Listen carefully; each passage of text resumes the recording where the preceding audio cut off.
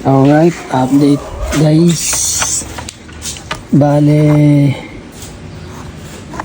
ito yung ginawa ko. Gumawa ko ng bracket para dito sa ating MDL.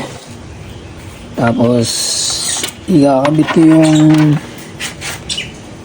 isang set pa para maging dalawa. Para maging malakas yung ilaw natin. Tapos, dito sa gulong natin. Bali, bala kong palitan to ng bago ulit kasi hindi talaga kaya yung gantong size pang daily. So, kita nyo, nag-crack ulit. Pero pwede pa siyang hanginan, kaso nga lang singaw na.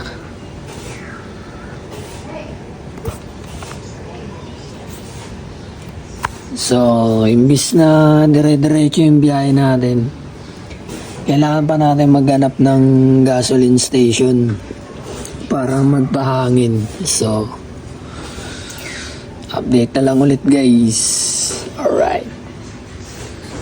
Okay, update lang guys.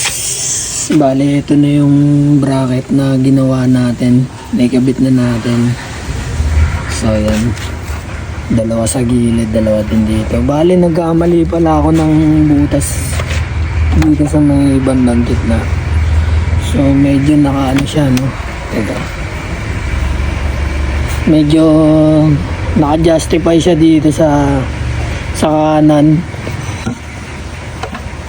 So, yan. Medyo malapit siya dito sa ano, fairings. Dito naman medyo malayo. Ayan.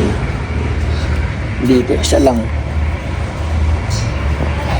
Sa nagkamali ako dun. Dahil sa ano, sobrang pagmamadali. Ang dami kasing lamok dito guys. Pag gabi, inabot na ako ng gabi. So, nabukasan na to, no? So, ang next natin na gagawin, ito naman yung gulong. Bibila natin ulit ng bago, tapos yun, gagamitin na natin yung tire sealant na KRX.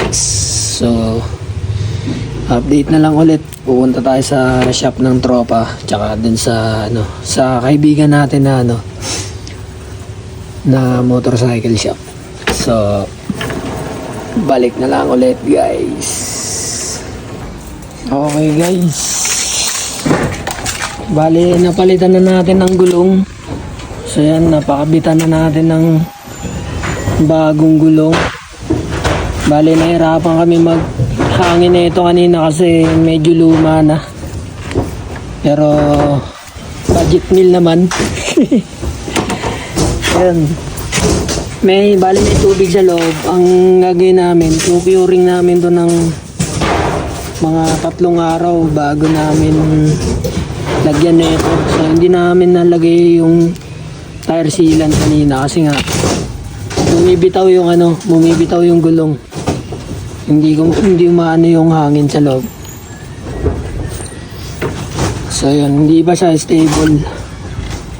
So, ayan muna natin siyang ganyan. So, sa dito pala,